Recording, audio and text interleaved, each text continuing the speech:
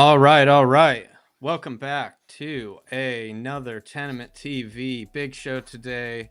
We have King Apollo, Toxic Apollo, the Apollo Bros, and the Plug, good friend of the program, recurring guests here today. So happy to jump in to the loaded sports slate that we have going on this weekend, tonight into the weekend, and really, I mean, it's the best time of year right now. Outside of when we get into the spring and everything that goes along, March Madness, and then straight into the NBA playoffs and all that. Anyway, this is, I think, maybe even better than that because it's like we are starting to separate, figure out who the contenders, pretenders are in the NFL. We're getting past the midway point of the season, and NBA is kicking off, starting to bring all the excitement that goes along with that. So that's, I guess, where we will start is as this NBA season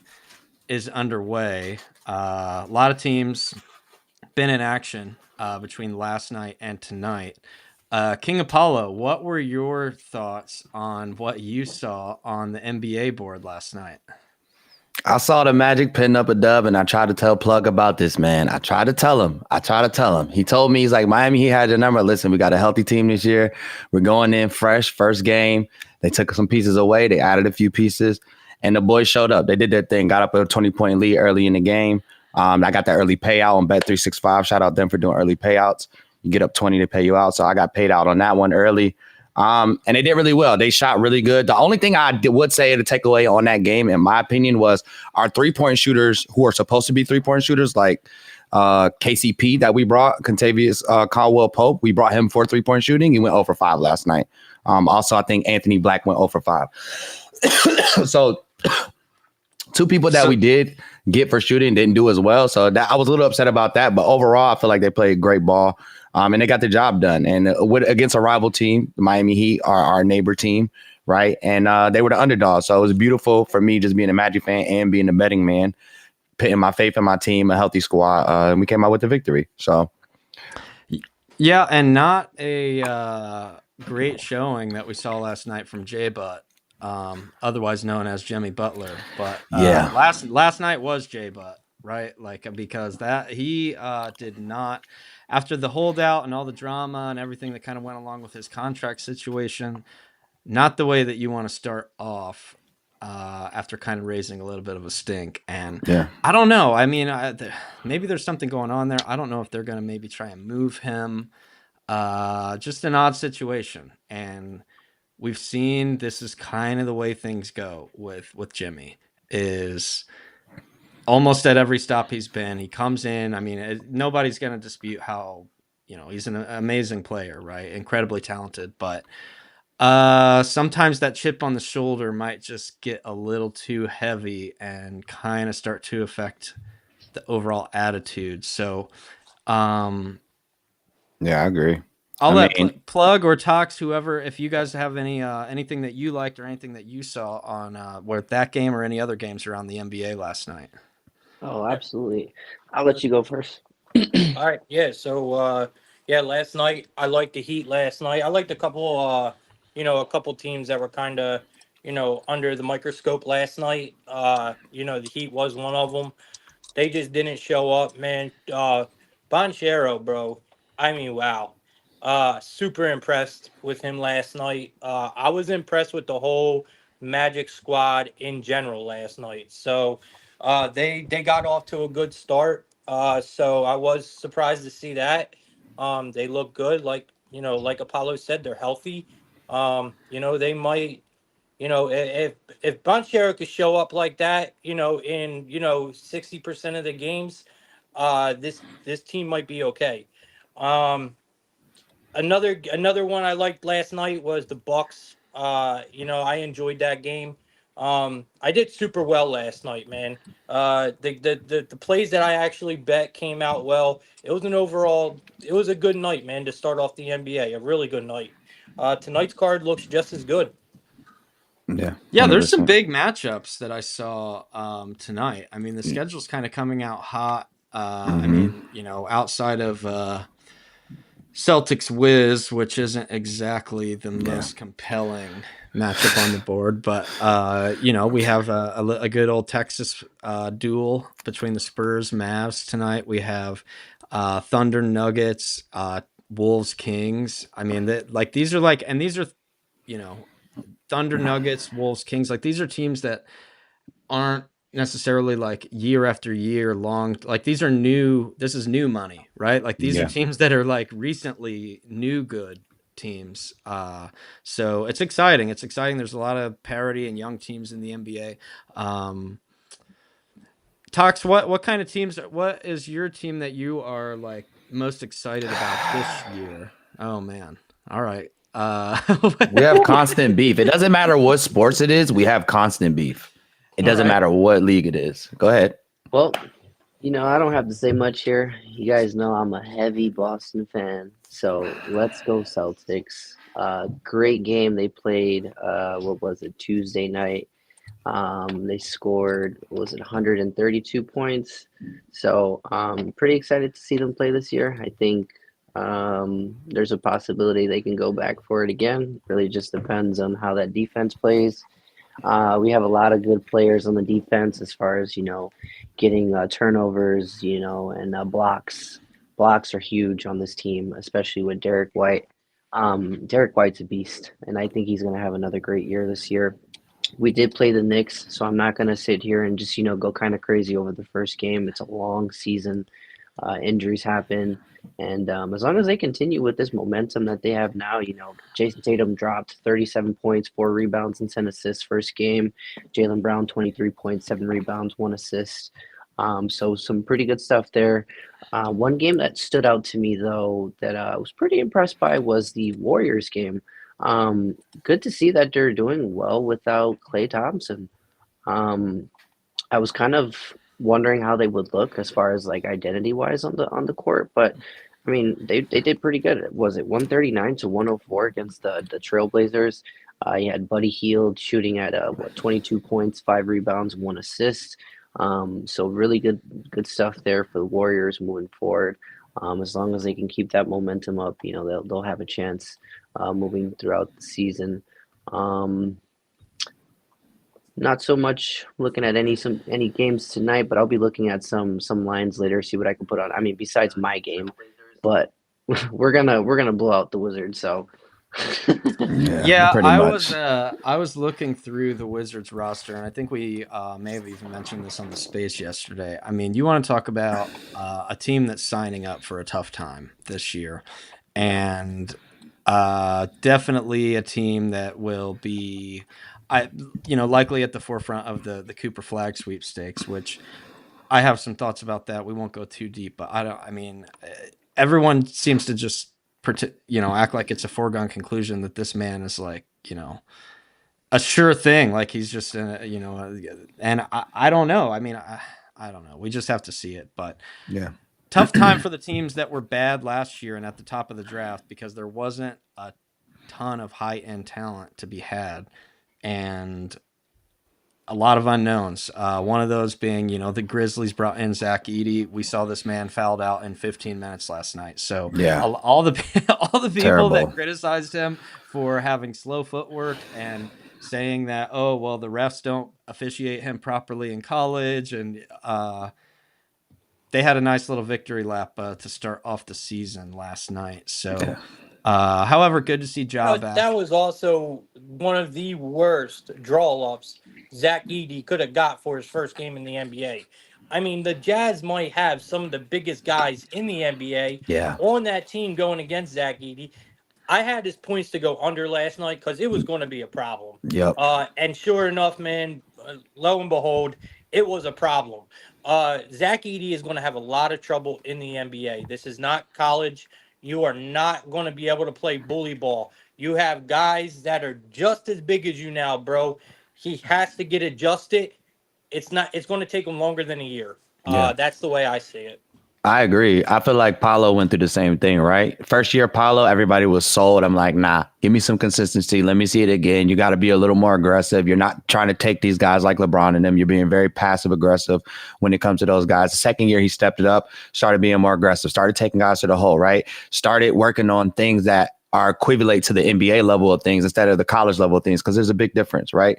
And I feel like over this third year, now to this mark, right, he starts off the game 33 points, right? Starts off the season 33 points, kills it, has an amazing game, right? And that is from all of that time. So Zach Edey, I feel like does have the same potential, but I feel like he was overhyped coming out of college. And we have to realize that it is it's a thin line between the NBA and the NCAA. And that line, it determines a lot, right? So I feel like Zach Edey too. Like I agree with Plug. I took the under as well. When he said that one other day, I was one of the ones I really agree with. I feel like Zach Edey is going to have definitely a transitioning period. So for a while, it might be easy to take those unders on him.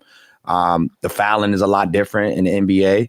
And, you know, as we could see the other night, last night, he fouled out 15 minutes, right? He was gone. So anybody who took an under, I know they were super happy seeing him hit all those fouls last night. But I do want to see him. I feel like he is a good player. He's got potential, but he's definitely going to take him some time to adjust to everything else. I totally agree with Plug. Yeah, and where I think you're going to see the steepest learning curve is, you know, and I think he found out last night very quickly, is that, you know, these big men in the NBA have a lot quicker footwork. Like, and you have to, if you're not as quick as them, you just have to make, I mean, look, it's not like you have to be the quickest guy, you know, you don't have to be like fleet-footed out there as a big man, but you have to be able to adjust. I mean, we've seen guys, you know, slower big men still succeed and be decent defensively, but it's because they kind of know the way to rotate. They kind of know how to position themselves and like when to back off, when to play up. You know, they kind of have it figured out. And I think as he found out, you know, he wasn't playing against the Wisconsin big men anymore last night. You know, this is the big leagues now, and you know everyone out there's fast, and if you don't know how to stay in front of them, you're going to get cooked or foul out. So that's kind of how that went. 100%. Yeah, they took full advantage. Yeah, they took full advantage of Edey last night. 100%. And it works. I can guarantee you they had that conversation going. The Jazz had that conversation going into that game. Oh yeah. Agreed, 100%. I mean, he's a young player. You're coming in. The nerves is there. You're on a big stage. You're on a bigger stage than you were in college. You know, you have all of these fans. You have all of this pressure from being that guy that comes in. It's supposed to be something that's supposed to help change it. So, I mean, yeah, it's a lot of pressure on that for sure. And they definitely had a great game plan and stopping them with that. Can I mention one more thing before we move on from NBA? I remember my brother just mentioned Klay Thompson, right? That's actually a matchup I'm interested in seeing tonight, right?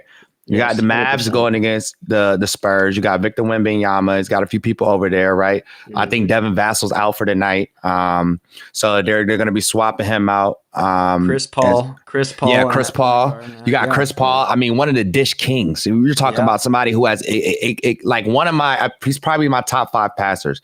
Say he's in there with like the Jason Williams and the Steve Nashes and the Ricky Rubios. I would definitely throw Chris Paul in there, right? He comes from Lob City, right? So it's going to be very interesting to see how he collaborates with Victor Wembanyama and giving that veteran background and prestige that he has from work. He's been a journeyman on a lot of teams, right? And he's always been one of the top guys, so right? And he's always been around top guys. So he knows he's been around the good bigs like Blake Griffin and all of the bigs around the league where he can help this guy really grow. And I'm also interested to see what Kyrie Irving and Klay Thompson and Luka Doncic look like on the same team.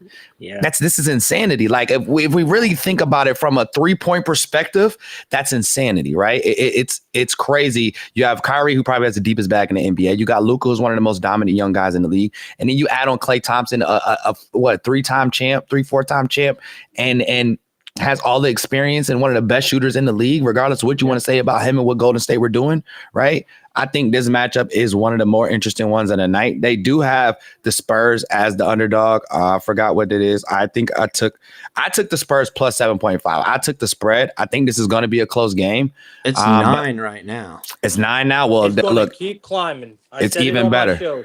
It's going to keep climbing, bro. Yeah, that's even better. So I'm really interested in that matchup tonight, and I kind of want to hear y'all thoughts on it too. Like, what do you think is going to happen?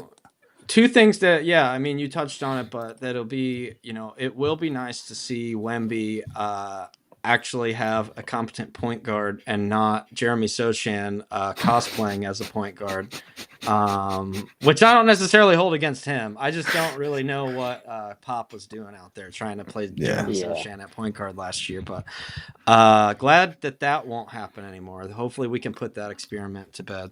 And, as you said, Clay, because this man has been written off really just for all of last year. He has just been dragged and put out to pasture that it's like, this guy is cooked. He is done. He can't play defense. Yeah, He can't shoot anymore. What was it when the Warriors got eliminated? He was 0 for 10 shooting. Yeah. And it's like, I mean, this guy has basically just been they're treating him like Ben Simmons at this point. And it's not. It's nowhere near close. Nowhere close. I wouldn't write him off yet. I mean, he's a 3-point beast. I mean, just give him some time. It's going to reflect in his game. He's going to come back. He's going to come back healthy this year.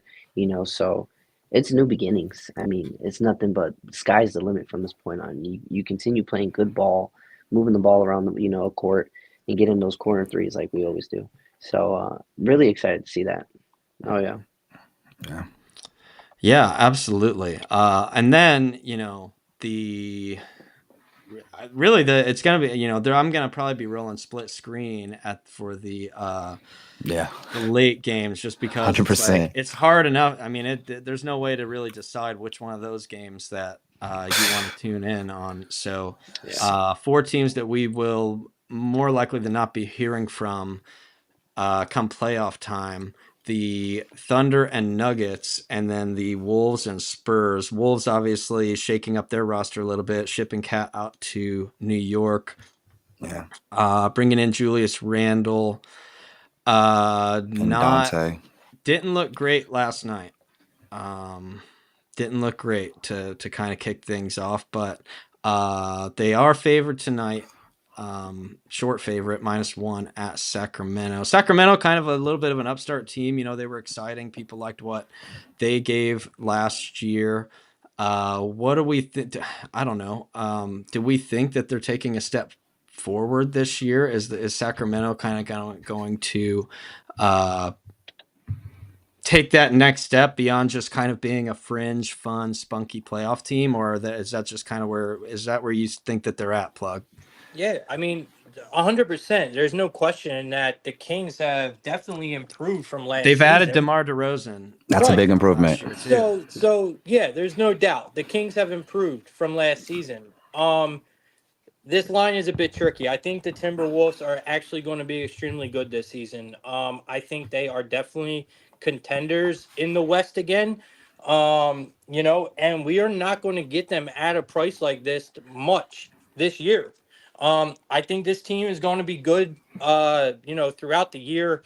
We're only going to lose value on this team, where the Kings, I think later in the season, mid-season, we might start getting more value with the Kings than we are now. The expectations are high for them, a little too high. In my opinion, it's going to take them a little bit. But we're definitely going to see a big improvement from Sacramento this year. This game in general, I think this is a Timberwolves spot. I think you just take the value here. It's not a question for me. I think the Timberwolves come out hot and heavy. This is a team that they love to cover spreads. The line has completely flipped, and that just shows you the attention that is being put on the Kings. So Timberwolves actually opened up as a road dog, right? Yeah. So I don't know, man. I mean, it. So actually, it went the other way. I apologize. It went the other way. Kings opened up as a home favorite. So there's money actually coming in on the Timberwolves. That means, but all I've seen today was Kings. So I don't know, man. It's a game I'm staying away from, but I definitely think that there is a big improvement in this Kings team this year. I'm just not sure that we're going to see it right away. You know what I mean? I agree. Wolves coming off that loss in LA on opening night on Tuesday, lost by 7. So I don't know, maybe and like you said, there's a couple new pieces there. They got DiVincenzo, the big ragu, and Julius Randle in there now. So it's going to take a little bit of time for those guys to assimilate and kind of get worked into the rotation and kind of carve out, I guess, their role. And they did pretty good defense-wise too. I mean, they had 15 total turnovers, I think. And as far as like shooting, they were 41 from the field goal as well. I mean, it's Anthony Davis. Anthony Davis did I was drop just gonna say, 36 points, Yep. so you can't really. I mean, you got LeBron, you got AD, healthy AD, so Yeah. it's I rough. was just about to say that it's like from what we saw to the Olympics and what we saw a couple nights ago, and really what we saw throughout parts of last year is that when Anthony Davis is healthy, it's just a whole different monster to be dealing with. Where I mean, it 100%. Is. I hesitate to say, but he could easily be at the top of the list of as far as like most dominant players in the league right now. 100%. Like, as far as if you're just putting together a short list of who is the most dominant right now, you can't leave him off the list, and he might be at the very top. It's just the way he impacts the game offensively, defensively, rebounds on the glass, scoring. I mean, he can do it all. So really, really fun to see when he's out there healthy. Yeah, 100%. To add to that, right? First off, let's catch Plug back. All right, you good, brother? You fell over there, buddy. Yeah, the Lakers, and I'm gonna keep this real short and simple because I could go on forever. The Lakers, my hate for them is just as deep as Boston. But the Lakers are a LeBron away from a from a championship. And I say that in the fact that like they need to be out with the old and in with the new. But that's a whole nother subject. AD is looking really good, looking really great. Somebody I also use in fantasy a lot, piss up a lot of good numbers. So I love to see him healthy and doing his thing, especially leading from the last year through the Olympics. And now it's like showing some more consistency. We love to see that, right? Back to the Sacramento, Minnesota game. I'm like, Plug, I'm staying away from this with my money. But if I had a gun to my head, right, and it was like you had to take a choice, to be honest, on this one, I kind of want to go with Sacramento. And only just because if you look at their lineup, the depth chart in their starting lineup tonight, right? They're running D Fox, Kevin Huerter, DeMar DeRozan, Keegan Murray, Domantas Sabonis, right? If you think about it, there's only one more person added into that lineup, right? And they're small forward, right? And DeMar DeRozan is somebody who also has been around a few different teams and knows how to fit in and be a puzzle piece, right? He's not somebody who's going to be an outlier. He's not somebody who's going to try to do too much, not be extra. He's not a LeBron. He's not going to come to the team and try to take over, right? He's going to be able to fit in and be a role player, or he's going to be able to be a star regardless of what he feels like of the night. Because DeMar DeRozan, he is a little wish-wash with him sometimes, right? But other than that, also, if you look at their bench, a lot of the players they retain, right? So these are guys that play well together. They know how each other play. They only added one new piece to the actual starting five. They're playing at home, which, to be honest, Sacramento probably has one of the best. I would say one of the best. They've built one of the best cultures around their stadium and their fans with the light and everything. So their fans go super hard in the stadium to motivate the players so that they can light that purple light at the end of the night, right? And I think that does play a big. I follow a lot of the top shot guys, I follow a lot of the Sacramento top shot guys, and they're very heavy on that, like lighting the beam. Like, it's a big thing. And the players are like, they love it too, right? So I think right now, I mean, it's going to suck for Minnesota to see them take 2 L's in a row. But I think here they just got two tough matchups. There's going to be some guys that are going to be really in sync. I think DeMar DeRozan he's going to play a little conservative, probably kind of like fill guys out, how it feels to be in the game with the rest of the guys, and really take it over. But honestly, too, I'm with Plug. If you're going to take anything, take player props on this one. I wouldn't take the money line or even the spread on this one. Yeah, it's just really rough right now. It's really rough. At a minus 1.5 for Minnesota, plus 1.5 for Sacramento. Yeah. I mean, I don't know what the spread is on Huerter on 3-pointers, but I mean, that's something I would probably look at. Kevin Huter's really good at threes. Like, you might be able to get him for like over 1.5 or over 2.5 threes. I think he averages about 2 to 3 threes a game. So, that's where I would go with my money. Red Velvet. I'm very interested in seeing that game. Some respect on Red Velvet. Yeah, Kevin Huerter, Red Velvet. We got to respect this man's game out there. Bro, if he stays healthy this whole year, we might see a rare appearance from the Kings in a playoff spot. I truly believe I think they will get into the playoffs. I mean, I think so I too. think at least we're looking at a possible. They need a play-in lot to go team. right, I feel like. Let's see. What is the? I mean, like let's And that's what I look was at the. Go ahead. That was where I guess was going to go next. As you know, we're kind of obviously we're focusing in on some of these big matchups tonight, but just general thoughts, teams that you guys like, maybe who you're high on, who you're low on, as the season is now finally underway. Unfortunately, I have to say I'm high on the East. I would say Boston. Unfortunately, like against my better nature, but I mean they're reigning champs there and they're playing great. Like they had like 23s in the first half last game. Like it's insane. They didn't off season. I mean, 10 threes in the first half is insane. It's crazy. So in their East, I'll take Boston. In the West, to be honest, looking at Nuggets again, Nuggets definitely look like they don't lose many pieces. They're definitely going to be moving forward, going there. I think Golden State has a good chance to go to the playoffs this year. Also, honestly, I think when Minnesota gets their stuff together, to be honest, I've been a big like adamant person on like Karl Anthony Towns was the problem in Minnesota. So maybe my intuition was correct. Yeah. And maybe because he folded a lot in the playoffs. Like I literally got drafted to the Timberwolves on one of my NBA 2K leagues, and I was so pissed because I had to deal with Cat down there. So I feel like with that switch, once they can start getting and Julius can stay healthy, when they get in sync and Julius can stay healthy, I think they're definitely playoff contenders. Other than that, I mean the Mavericks too. They got a great team. If they can work together, I definitely see them going. So right now, yeah, man, the East is kind of wacky right now. I got a few more games that I need to see, but Boston came out on fire. Magic, my team, I kind of see them probably still in the same position, playoff and play-in tournament maybe. And right now they have play-in tournament potential. I would have to see like half of the season before I can even say they're even coming close. I'm a very pragmatic fan when it comes to my teams. I know when they suck. I know when they're good.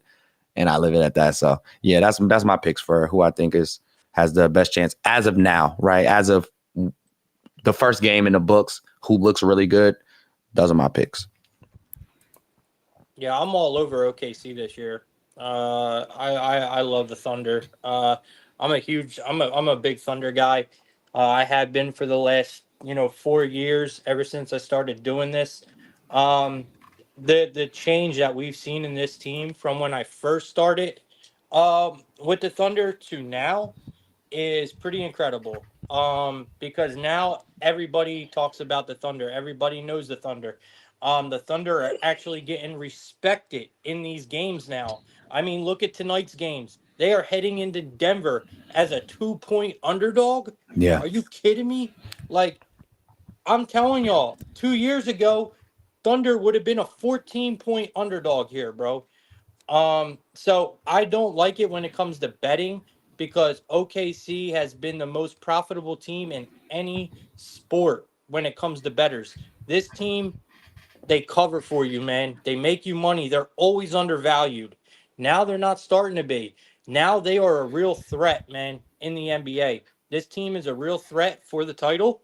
I mean, adding guys the way they did, man, defensively, like Caruso, Hartenstein. I mean, these guys are a real threat, bro. And they got the X factors, man. They got Dort, very undervalued player in the NBA, man. Yep. Dort is super undervalued. Now you got guys like Jalen Williams. Bro, there's just so many guys, man. And not even talking about, the leader of this team, SGA, who is just incredible, absolutely incredible. This OKC team, I mean, this team has something to really look forward to. And I think they're hungry. I really do. I think they're hungry. I love everything about OKC, bro. So by far, this is one of the teams that I am going to be watching throughout the entire season, as I do every year. I think OKC don't only make a playoff appearance. I think they make a playoff run. Yeah. So I'm excited to see what they do this year. I agree, bro. 100%. I think all of the pieces in my mind at OKC, and the only reason I didn't put them in my playoff picture yet, I think everything is there. I think we need to see more from Chet Holmgren. I think we need to see consistency from last year to this year. I think that was one of their main problems. I mean, he didn't get to play, right? He was injured and he got in, he did his thing or whatever. And this year, I think is really going to be dependent on him. I think everybody else is pretty good, like Lujan Dortz also. Like, and my thing is, I'm taking Dortcher chamber. Yeah, I'm taking OKC. Don't. Like, I'm taking OKC money line tonight just because I believe in that team as well. I feel plug on that. Like, OKC is definitely a team I would love to take today. Also, too, like if you want to take a prop, I mean, Lujan Dortz, I think over 1.5. I think he's like over 1.5 or over 2.5 threes. Take it. He's gonna hit him. Like he's raining from out there. So they got a really good team. Definitely gonna shoot him because that's what I always like to say is like nobody likes to say it's Lou Dort time more than Lou Dort. So that man is not afraid to think that it's time to take over. Yeah. Can't forget too, they got Aaron Wiggins over there too, coming off the bench as well. Yeah. So, I mean, they got a few people that they can rotate in. That's also keep it nice and smooth on the court for them. Well, and one thing I was going to say when it comes to OKC is what is so really insane is not only are they incredibly deep, is they essentially have the flexibility to go out and make they could get whatever they want almost with all these draft picks that they have. And they're like high draft picks. I mean, they just have a stockpile, a war chest of draft picks that they can trade. They can go out and acquire whatever they want, and they could flip some of the guys on their team if maybe they feel like maybe they're not a perfect fit, or they just kind of want to shake up the chemistry, or maybe get somebody. They can do whatever they want. They have flex. I mean, we have not really seen a team have this much roster flexibility like this, and this window I think is going to be open for a good while with them. Oh yeah. So, well, it took them a good while to acquire this kind of. Sure. Yeah. You know what I mean? So yeah, of course they're going to have it for a while. I think this franchise just really was pretty smart. They knew what it was. Sam Presti. Back then. They knew what it was and said, man, a lot of teams don't do.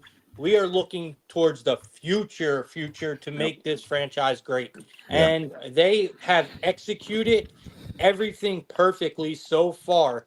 If they keep doing what they're doing, this team is going to be they're going to be it. They're going to be a force for a while. 100%. Like they are because not only are they like really, really good and already, I mean, right now they are the number 2 team, favored to win the finals, favored to win the West. So they're only behind Boston right now, and they are very, very young on top of being. Just look at the respect they're getting tonight. Yeah. Going into Denver as a 2-point underdog is incredible. That is respect. And this team is getting a lot of it. And not only, which also comes with the NBA, is this team is fun to watch. They're fun to watch. Oh my God, yeah. Oh yes. Which is huge.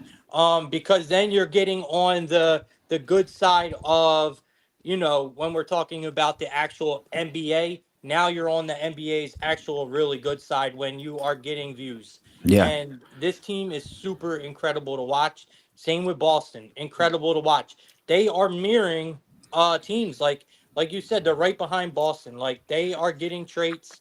They're going to be just as good soon, man. Maybe not right now, but I'm telling you, man, this OKC team has everything in line to be that team. So I'm really excited for it. What do you guys make of the Nuggets adding Russell Westbrook? I think it's okay. I wouldn't go crazy about it. I mean, Russell's been kind of going around for a little bit now. Nice. It's good addition to the bench, of course, as far as like on the court wise. I think he'll do okay. If they can make a nice playoff run, he'll be useful. But I'm not going too crazy about it. I'm not too excited. I'll say this, and not in the fact of playing skill wise, but I would say Russell Westbrook will be kind of the Dylan Brooks, right? The agitator, right? Not skill wise. We'll never equate Dylan Brooks to Russell Westbrook. It just can't happen, right? But the agitator, the aggregator, right? The person who's going to get in there and get in people's faces, get into the other players' heads, right? That is what Russell Westbrook is good at. And he's also good at putting up high volume points in short periods of time, right? So pulling him off the bench and sitting Jamal Murray down, I mean, it's not too much of a real difference there, except for one's younger than the other, right? They both have all of the same capabilities of scoring, being aggressive, helping other players look good, being a facilitator, right? They both have all that in them. We've seen Russell be greedy, and we've seen Russell be sharing and caring, right? He's had both parts of his career, right? And I feel like when he has good people around him, he's definitely going to make it work. I mean, if you really look at it, I mean, they got a lot of depth in their bench now, adding him and just all of the other players they had. So, I mean, I feel like I worry about their shooting. I look and I don't see a lot of shooting on that team. And that is where I get a little bit concerned. That's that's Jokic. That's all. It's all Jokic. Right. Yeah. And, right. And the thing that kind of worries me as well here is, yes, they have a good team, and don't get it twisted. This is still the team, you know, among a couple others, but Nuggets are still up there to be one of the teams to, you know, really threaten the Celtics repeat. You know, they are definitely in that discussion. I'm worried when it comes, like you were saying, with the depth.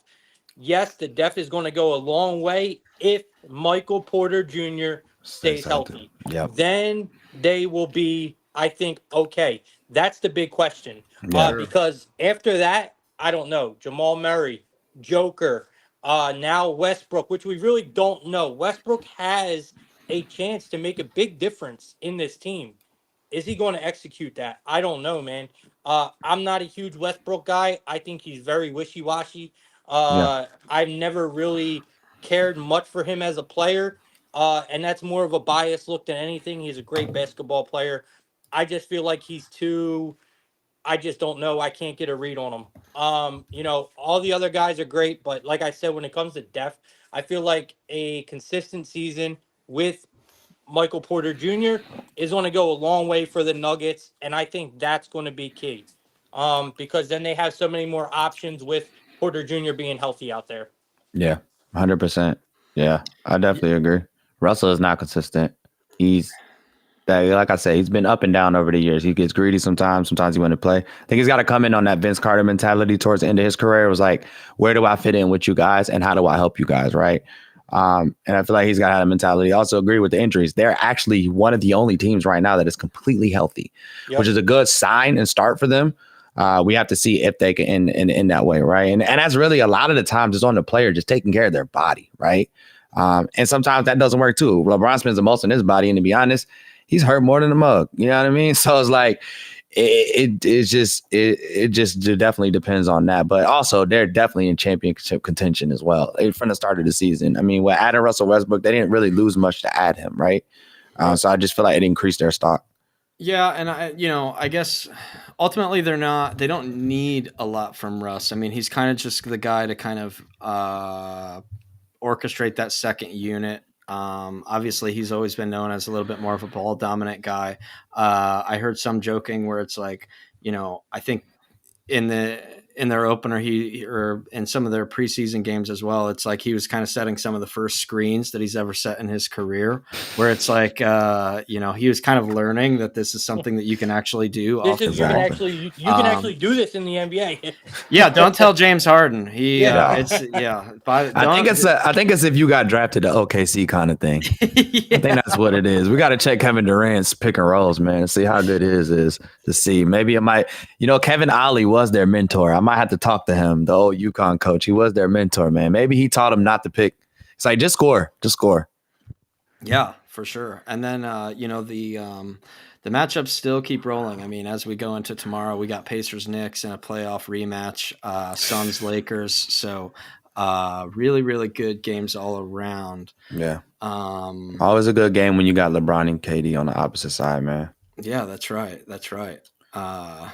Yeah, and the Pacers came out a little slow last night and still, ended up covering the number there in Detroit. So they had that game, bro. I was on the Pistons, and I told you take the Pistons under 109, 111, and they literally hit like 109, I think it was, or something like that. They had like almost 60 points at halftime too. Dude, I was freaking out. at halftime. So once they cleared, fell apart. I cashed out my parlay once they cleared, and my last two legs was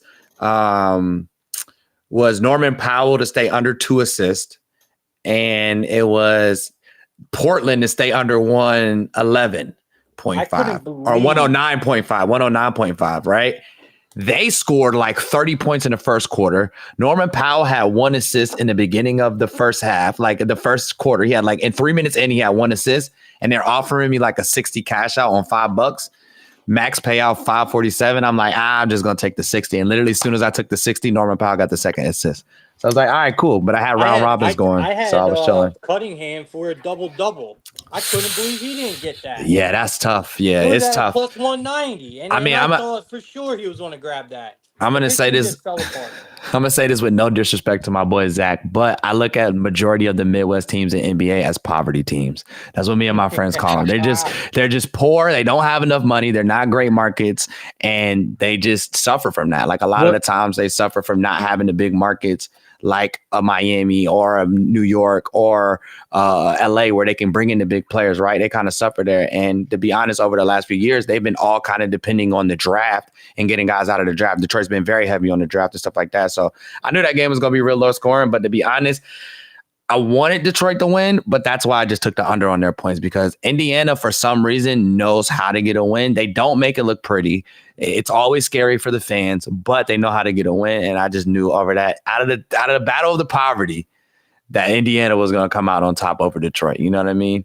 So, but yeah, all these poverty Midwest teams that have been struggling, right? Between Oklahoma City, Minnesota Timberwolves, the Pacers last year reaching the Eastern Finals. You know, it's nothing terrible. But nothing. Don't forget the Bulls. Don't forget the Bulls. Don't forget. Well, I think we can forget the Bulls. At least, are you a Bulls fan, Tournament? Nah, no, not. I'm not. But we just. The way I see it with the Bulls is that if it was not for the, and obviously I know this comes with a little bit of a grain of salt because you can't just erase that era, but outside of the Michael Jordan run, the worst run franchise in the entire NBA, like they would be a bigger joke than the Cleveland Cavs if it wasn't for, the Magic. Worse ran. Here's the thing.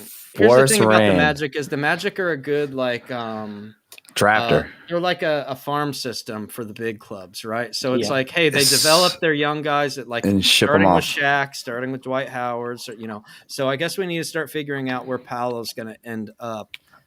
Basically, the retention, the athlete retention is terrible at the Orlando Magic. Like Aaron Gordon, I could name them for days. Like Shaq, Aaron Gordon, Dwight Howard. We have quite a few that we've brought in-house and brought into the league, and they just let them go. And then they keep guys like Jonathan Isaac, who's injured half of his career, and they're like, oh no, we want to keep him around. He's great for us. But all of the guys that actually put in work, they allow him to go somewhere else. So yeah, the Magic are very terrible. And to be honest, to talk shit on my own team is they have a terrible fan base, right? And I'm not saying it in the fact of terrible as in they don't have fans, or it's that if you go to a Magic game, there's majority of the other team there, or there's tourists there. They have a tourist team. It's not I've been to plenty of Magic games. They don't have actual fans. It's not a Sacramento feel. It's not a LA feel. It's not a New York Knicks. The Knicks suck. The Knicks haven't won anything ever. They just so bad. But you know what? The Knicks fans show up every night drunk. They have fun and they're there for the Knicks. And it's not the same thing in the Magic. And I feel like that's one of the main reasons of why they will not win a playoff championship or anything close to it until the actual organization works on building fan culture and culture in the community around the team, to where that we can actually have our arena be our arena, right? We shouldn't have to give away free stuff for there to be Magic apparel in the actual arena, right? That's my big stick with them. So I talk crap about every team, including my own. Yeah, I need a Boston fan base kind of thing, I don't even know if I want that. That's a little much. I've been to many Boston letouts. So I worked out there for a month, and it was a prime sports season. I mean, Bruins, Red Sox, everybody was playing. We are the worst. I can say terrible. We are the worst, but Philly fans are the worst, 100%. Yeah. One last point here, but I guess before we just touch on some NFL stuff really quickly is speaking of quickly, because I wanted to touch a little bit, at least for some of our our upstairs roommates up in Canada, the Toronto Raptors here. Oh, so what are we doing, guys? Like, I mean, Rough. when I don't know where or why people are still convinced that like Masai is like a good general manager, but what they're doing to this team is I don't know how you can have. What if I told you that you had $100 million of cap space tied up into Scotty Barnes, Emmanuel Quickly, and RJ Barrett? Oh my God, that's terrible. I'll be honest with you. Ever since Kawhi, the Raptors have just Yeah. I mean, to be honest, it started with $20 million. Bosh. Jakob Poeltl. Yeah. yeah. It's crazy. That's I a mean, lot of money. I think the way they ended it's one thing to be said it bad. all. And it's one thing to be bad, you know. That part. Teams have ups and downs, but to be bad and expensive is like a really like that's a different level of bad. Like because Yeah, then too bad. it's That's just two bad combinations. Yeah. You can't have money tied up and still suck at the same time. lost by 30. Lost by 30 last night in the opener. Yikes. So Yeah. you know, I'm just saying Canada doesn't do really good when it comes to sports unless it's hockey, and majority of their players come and play for us.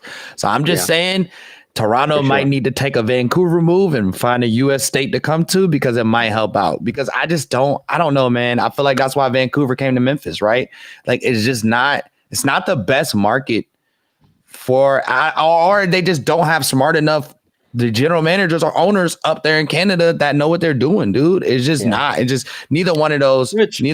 It's fine. There's plenty that don't know what they're doing in the States as well. It's just 100%. Maybe seems a little bit more amplified because they have only one team there for the most part. But I don't know. Beautiful culture, though. A lot of people say, you know, the Raptors can't be worse than last year. Oh, they can. They definitely can. I mean, they can. I mean, yeah, they lost Siakam. What they win 25 games last year, bro. I mean, the way they started off this year, they ended their season. The way they ended last year told me everything I needed to know about this year. I don't care who you guys got. I don't care Quickly, you know, Barrett. I'm not sure why they gave Quickly such a big contract like that. Yeah, that's crazy. I don't And know then on who top was of it, trying you to got get rid of him. Siakam. I can't. Which they kind of had to do that. I understood because they weren't going to. But here's the thing. I understood the Siakam deal because they're like, hey, we're not really in a position to give him a big contract. Fine. But then they shipped him off and then they just gave all that money to guys that are worse than him. At least as far as I see it. Like, so Basically. it's like, okay, well, what are you doing? 100%. How many years can you be in a rebuilding year? Yeah. How many years can we be like, well, it's a rebuilding year, and you know, tap them on the back and be like, it's okay. It's a rebuilding year. We understand. Yeah. How many years do It's you about get? to be a whole lot more. I'm just looking at this full roster and it just screams mid. It just screams mid to me. I mean, like you're literally looking at it. You got like Jalen McDaniels, Carol Lewis Jr. Like these people are like Kelly Olynyk, who was great over at the Utah Jazz. I don't think he fits in with this. 26 and 56 this year. Bruce Brown. Yeah, I can agree with that. I would definitely take them under 30 wins. 100%. I don't see you getting rid of Pascal. I understand, like you said, but get something better than him or at the same value point, right? Yeah. It just doesn't make sense to get rid of somebody who's very lengthy, who can get dominant in the paint, who can shoot as well. Get rid of him for somebody who doesn't equate that. So it's just like, I don't know, man.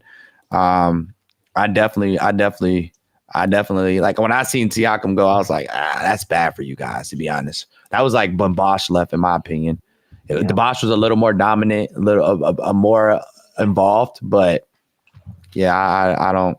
It's gonna be a tough one for Toronto this year, man. For all the Raptors fans out there, just be ready to be like the Magic and me, and just prepare yourself for depression. You know, if you prepare yourself for depression, it doesn't hurt as worth. I still buy I would. Raptors merch. Raptors. They have a great, like I said, they have a great culture, amazing culture. You go to Jurassic Park or you watch any of their stuff that they do, they have an amazing culture. Like I'm envious of their culture as far as for my team. And possibly, now that they brought them back this year, it's some of the best uniforms in the league. Bro, that's my whole thing. Old stuff, I buy Raptors merch, bro. Some of their jerseys, well, that's Drake. uniforms. everything Drake. about the Raptors culture is fire. I'm glad they stopped. I mean, stop trying to be like black and gold. Like, I don't know why you're trying to wear like Purdue. That was jerseys Drake. out Yeah, here. that was Drake. It was the whole OVO color thing. Yeah, the colorway or whatever. That's what it was get about. back to the purple. Get back to the cartoon dinosaur logo, and that's the best one. Like the old school Vince Carter with the old school Vince Carter jersey, the swing man. Perfect. Well, as we kind of move in tonight, Thursday Night Football, we have a pretty good matchup here. We have Vikings Rams, 3-point spread right now. Total sitting at 48. I don't know, that line's gone between 2.5 and 3, so it's kind of moved around a little bit. There's been a lot of talk this week surrounding maybe some Cooper Kupp trade rumors. Not sure really what to make of that. The Rams the thing with the Rams is that, obviously they are not going to compete for a Super Bowl this year. No. Week 1, they kind of lost in a bit of a heartbreaker to Detroit. Yeah. I'm pretty sure they beat San Francisco. I think that's the one win that they had when the Niners kicker got injured and missed a lot of, and they kind of just faded late in that game. Otherwise, the Rams have just been decimated by injuries, losing Nakua, losing Cooper Kupp. They've lost 3-4 guys at different points have been injured on their offensive line. And not to mention their defense. They spend less money on their defense than any other team in the NFL. So not a star-studded defensive team. On top of a team that has a new defensive coordinator this year to begin with Raheem Morris being going to be the head coach in Atlanta. So what do you guys make of this game tonight and what we can expect to see in this Vikings-Rams game? Any angles that you have your eye on? I think the Vikings are gonna. I think they're just gonna put the Rams out of their misery tonight. To be honest with you, I mean, the Minnesota Vikings came very close to beating Detroit last week. It was a really good game. They're gonna be playoff contenders for sure for that number 1 spot, and I mean that offense with Sam Darnold. Sam Darnold is cooking. This so far this season, he has 12 touchdowns. 1,370 yards, 109 for 164. Yeah. Consistency. Consistency. I mean, you got Aaron Jones. There's a lot of consistency there. So, blow up. King, what do you think? What do you think here on Vikings Rams tonight, or any angles that stick out to you? Well, a little fun fact is my brother's second team is Minnesota, so he's always going to go with them. But I'm going to have to trail him on this one because I do feel like you said, Sam Darnold's been snapping, right? You got 12 touchdowns versus 3 touchdowns with Matt Stafford, right? It's a huge difference, right? That's a huge difference, right? That's like a 3 or 4 game difference. If you were to look at it on paper, right, you would think, oh, Matt Stafford had to sit off for a few games, right? It's no way this guy has it, right? And it just doesn't make sense, right? And they have the same amount of yards. The crazy thing is, Matt Stafford actually has more yards than Sam Darnold, which is showing that Sam Darnold is making great plays that are getting completed and finishing the job. And Matt Stafford is getting down the field a lot and getting a lot of field goals, right? Or having to hand the ball off, right, to Kyron Williams, who has 8 TDs, right? So if you want to take an anytime touchdown tonight, I mean, your smartest bet is probably Kyron Williams and maybe a little Justin Jefferson play, right? But, which I would say some of that, like I said, they lost their number 1 and number 2 wide receivers, both of whom are not just like any wide receiver. I mean, these guys are both like top 10 in the league. Right. Minimum. And their number 1 tight end, Higbee, has also been injured. So, it's as far as the passing touchdowns, I'm not going to hold because they still have been scoring to some extent, but they're, whenever they get into the red zone, they end up running the ball a lot more anyway. And to be honest with you, for whatever reason, it doesn't make a lot of sense to me, but McVay's teams do tend to struggle in the red zone quite a bit anyway. So, 100%. But you like Vikings a lot tonight. Yeah, I like the Vikings. I like the Vikings for this one. I feel like one, it's Thursday night. Justin Jefferson, Mr. Showtime, right? He likes to show out. This is a big stage for him. He's one of the only receivers you're watching tonight, right? I feel like he's gonna have a good game. You also have Addison, who's also great, right? Also a good player. They also have TJ Hawkinson coming back tonight off injured. Oh, So he's coming back.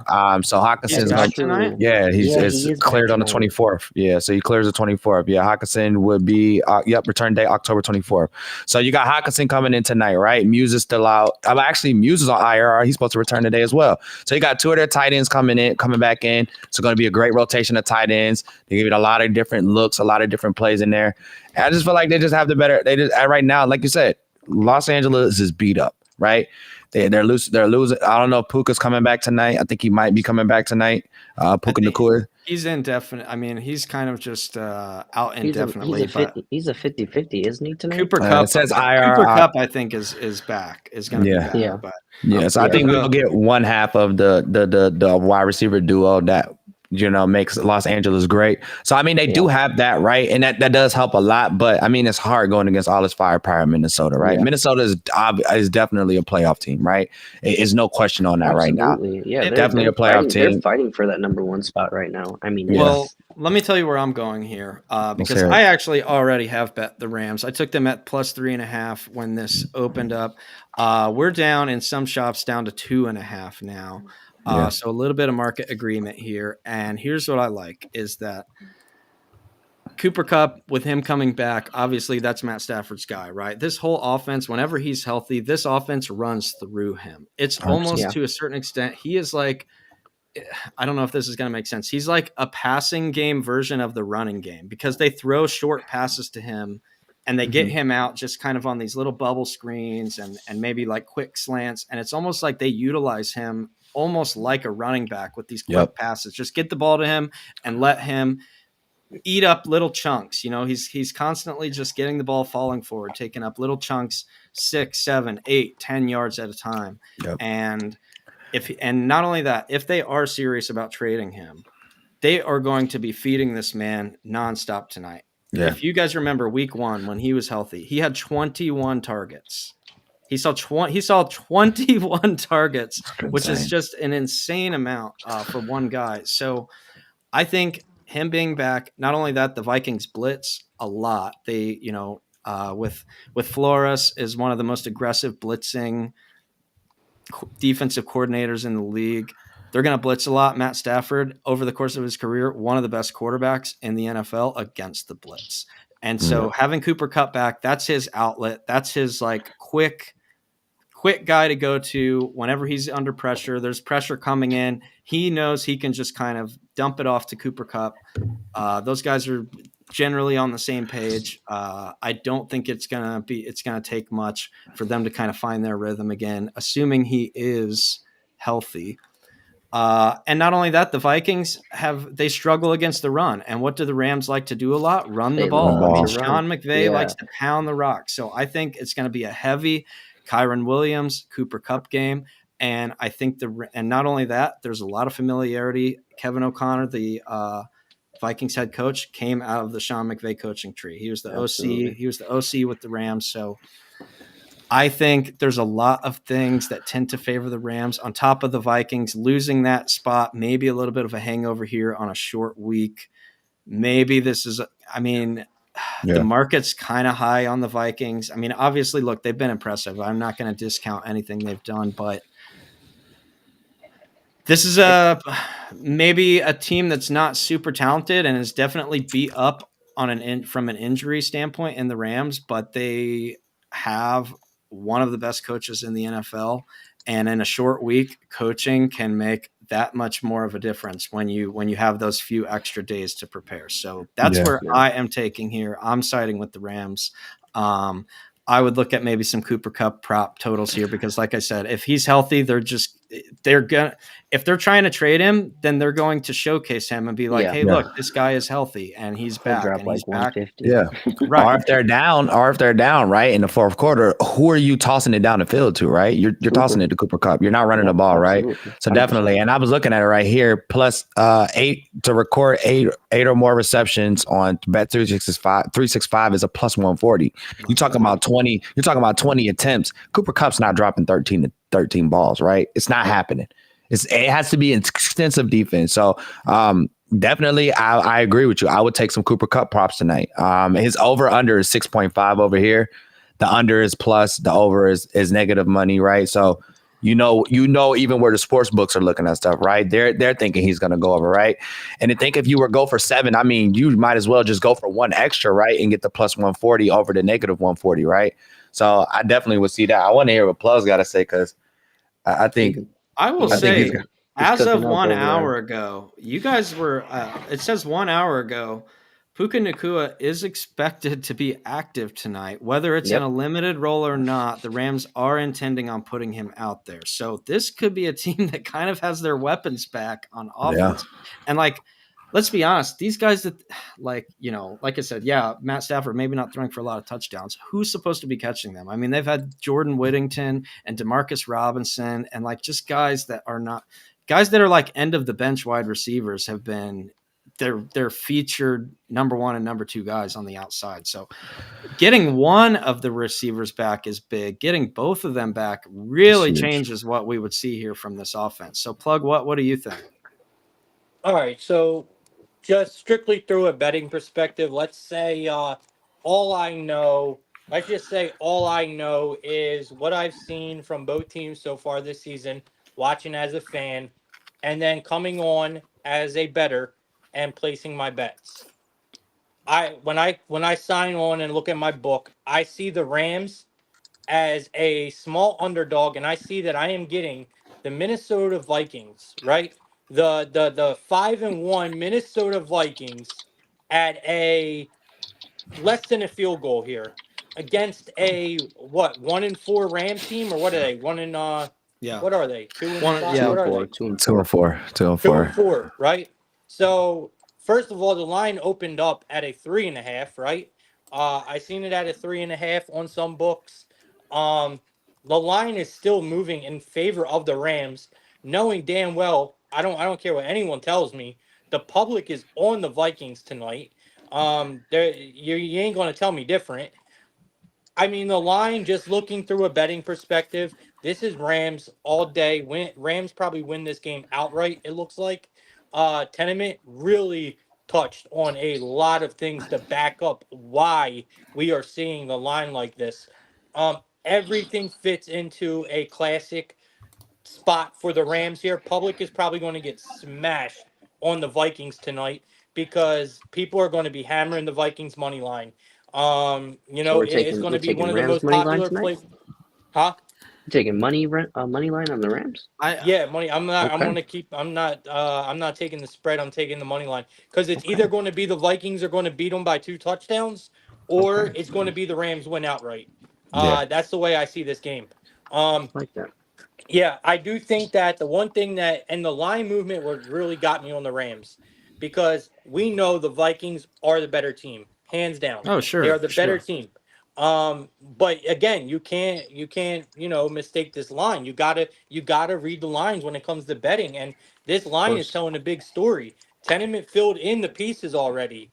You Okay. just kind of got to go with what you know as like just you know of looking. My whole thing was who was going to stop, which I still don't think anyone is going to be able to stop Jefferson. The difference now is that they're going to be able to match him. Okay. So you put that together with the Rams coaching tonight. I think Rams win this game outright at home. The line is speaking to me. Like I said, Tenement already hit on all the main points on why this is going to be a Ram spot. And it's primetime football. Public's going to get smashed tonight. I really do think Rams are the play here. Everything points to them in my opinion. I do think probably one of the best bets tonight is probably I love the Cooper Cup look. I think Justin Jefferson touchdown. There's no value, but I do think that is probably one of the best bets tonight. Is Yeah. Justin Jefferson for a touchdown? But I think you can also make a simple same game parlay out of this game and be very comfortable, without even betting aside. You can put a couple player props together in this and be very comfortable. This is a very good primetime game, man.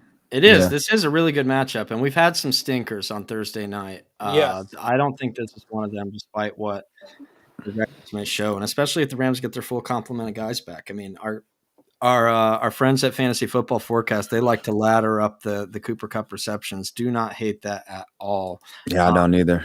Couple of quick trends, though, however, before we kind of just touch on a couple other more games, is the Vikings are 5-1 this year against the spread. Rams 1-5.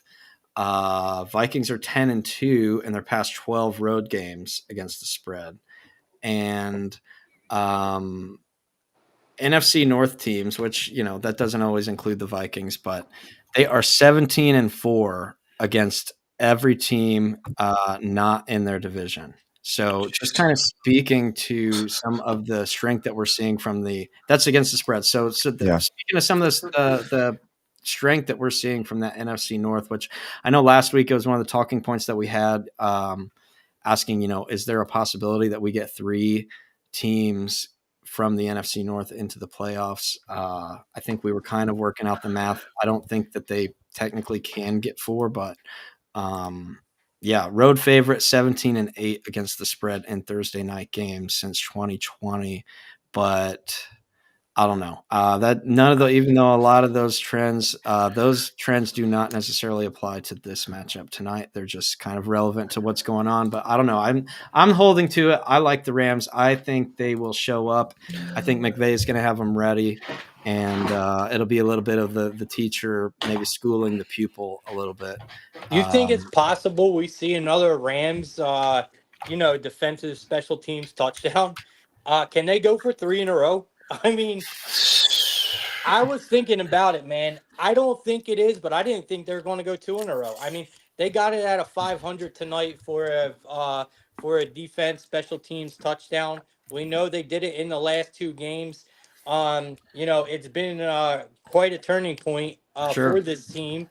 At plus 500, I almost feel obligated.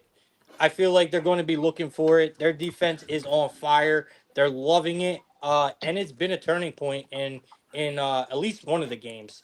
So I don't know, man. I guess if I had to take touchdown guys tonight, I would look at Aaron Jones. I think he can have a big game. The Rams tend to. You think he'll drop too? They get gashed up the middle. They get gashed on running. They get gashed by running backs who can catch the ball too. So I think, assuming that Aaron Jones is, he plays great on the road, bro. Yeah, and I think Jones they plays are going to be on the road. I think they're going to be feeding him quite a bit, and I could see him having a big game. I could see him getting into the end zone, and Twice, Kyren Williams. It's like that. Whenever they get into the red zone, I guess if you had to make a criticism to Sean McVay, it's that whenever they get in the red zone, he starts getting conservative. He gets really conservative when they get into the red zone, and it's like they just tried to hand it off. Which I understand. You don't want red zone turnovers. That is like the worst thing you can do as an offense. It's like a death wish. If you turn the ball over in the red zone, you're going to lose games. But at the same time, if you just keep kicking field goals over and over and over again, that's another way to lose games. So I do, Tenement, I do want to follow up on your Aaron Jones look here. I think this is important because I love this now.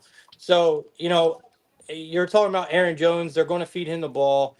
Rams, I would look at his as Fantasy Football Forecast likes to call it, the combo platter. I would look at his pass plus reception, his receiving plus rushing yards. But go ahead. So he has gotten. So we know Aaron Jones. He plays. I don't know why, but he's great on the road. They use him a lot more on the road. 93. So this is the differential today on this. 93 plus rushing yards in his last 6 road games. Wow. And tonight they have the line set at 70. That's a good so the differential there is incredible. It's at a minus 130. I mean, dude, I'm in love with that play. I love it. Oh yeah. I'm taking Kyren. I'm taking Aaron.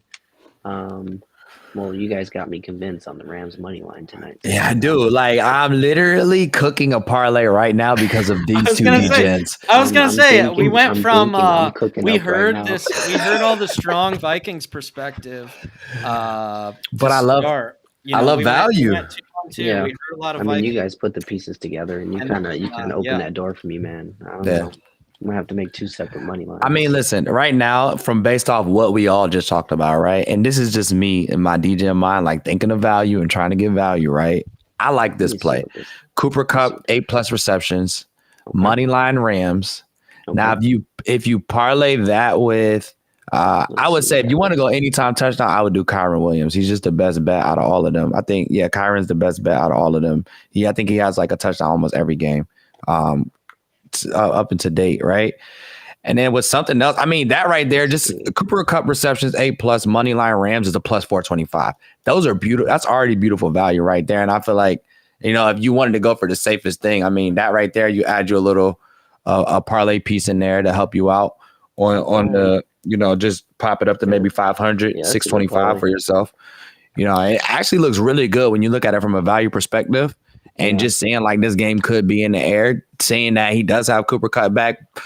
And the thing about it is too, with Puka coming back is that's somebody else you got to worry about, right? Regardless, you don't know how much activity they're going to give him. You just know that he's going to be there, and it could be limited or it could be a lot. So you have to apply that pressure to him as well, right? And it's no way you apply pressure to Puka and Cooper Kupp in the same play. It's just not going to happen. You got to choose one or the other and hope the other one doesn't get a successful drive off, right? And what I was going to say when it comes to these two receivers, Puka and Cooper Kupp, is that these two guys are bulldogs. And when they they get banged up from time to time, but when they are actually active, these guys play injured, and they still go they don't seem to really be limited by injuries. When they're out there, they play through the pain and they just kind of grind it out. And look at Mike Evans, right? Them boys are tough, playing on a hammy and literally re-injured it because they're so adamant on getting out there and helping their team win. Sometimes it's to the point where they disregard their own health, right? So I just completely agree. They're notorious for that, and I give them props, team players. Where we will go next. We got to get into picks here, my favorite time of the show. Let's split this up. You know what, though, too? I would have to say, Zach, I have been very neglecting of mine. And you know what? You just reminded me I need to put it on my iPhone because it's on my Android. Well, let's get here we go. This is a good configuration here. So let's get in here. Let's see. Let's go through the NFL. So first of all, we can start here with tonight. Rams Vikings. We are showing 43% on the Rams, 56 on the Vikings. So that probably checks out. That's people following the lines basically. Yeah. So let's go around the horn here. Whoever wants to start, take your best NFL pick that you like of the weekend. Jets over New England. Yep. Hey, you know what? It's hilarious because it is a jab at my brother, but it is also true. I feel like Aaron Rodgers and Devontae Adams, right? They have to prove that this little experiment works, right? And if they don't, it's going to be some real questions raised, right? Sure. Now, given they do still have another defensive coordinator running the offense, right, and running the plays and stuff, right?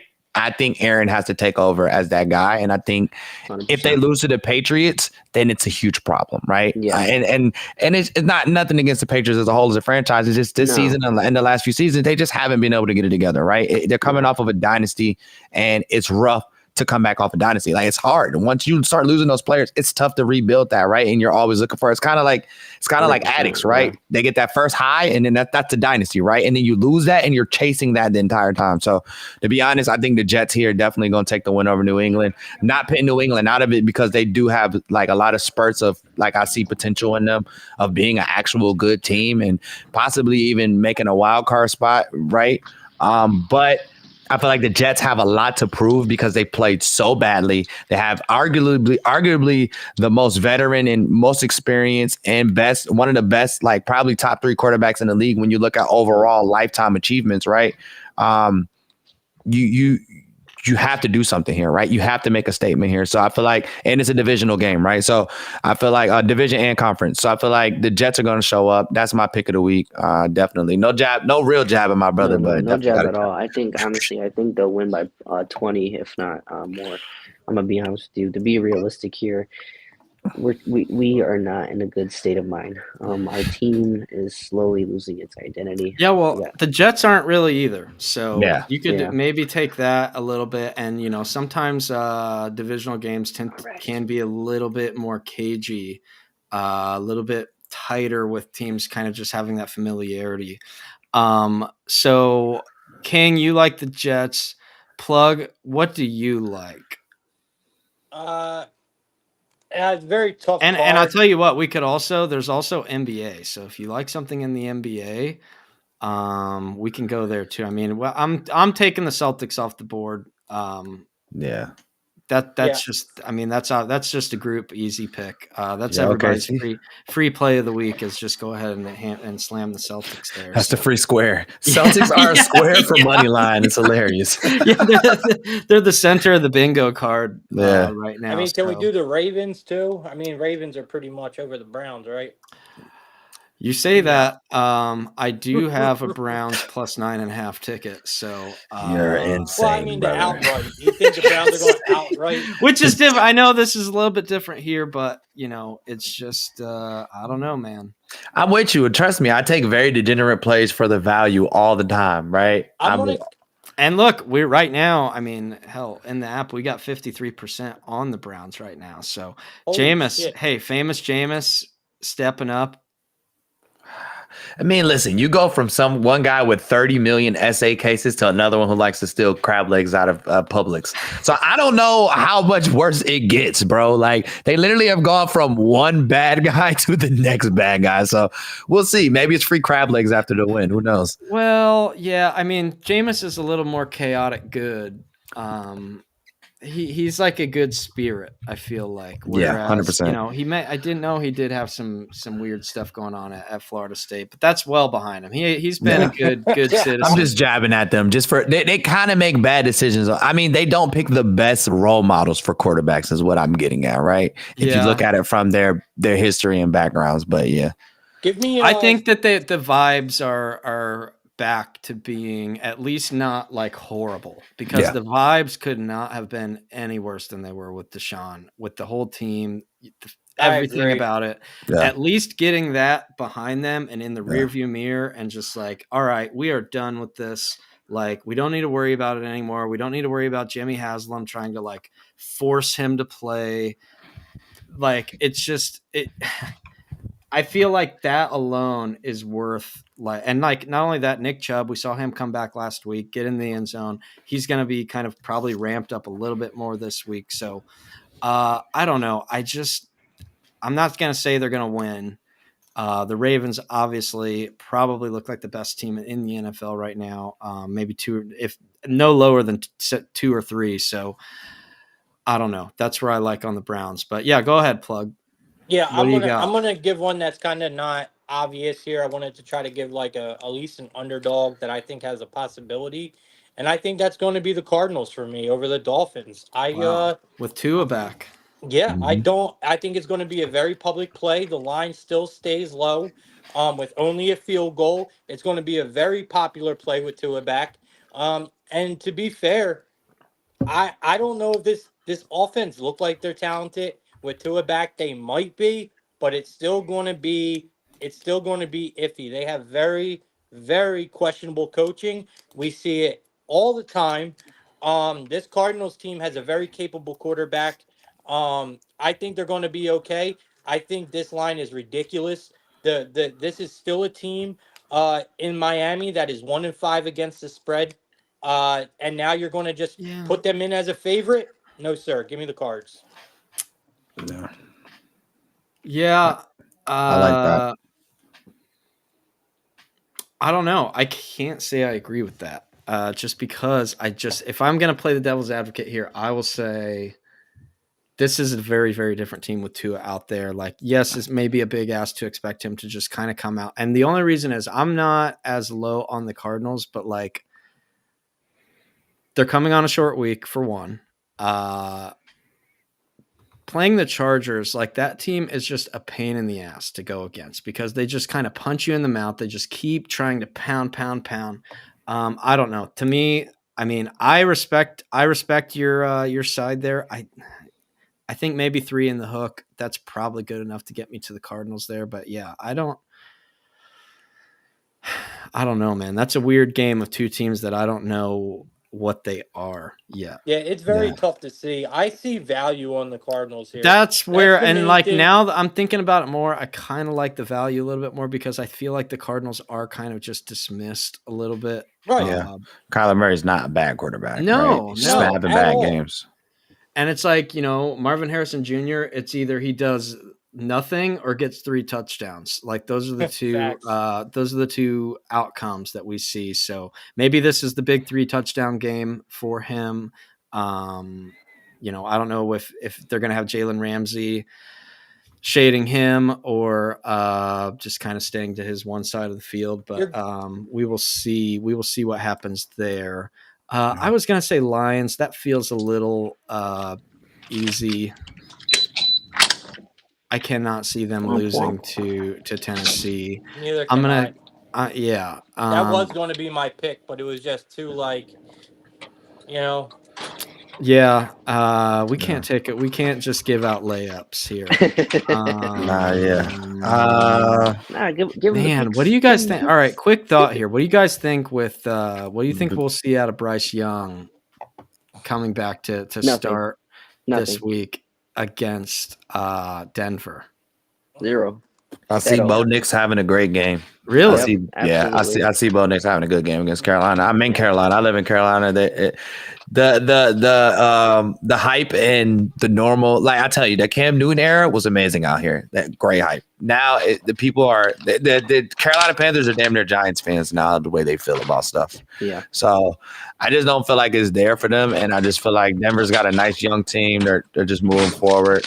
They're doing pretty well. Bo Nix had some good games. He's very agile on his feet. He likes to get out of the pocket, move around. So I don't know, man. Yeah, I like if I were to take it, if I had to take a team, I'd definitely probably take Bo Nix in Denver.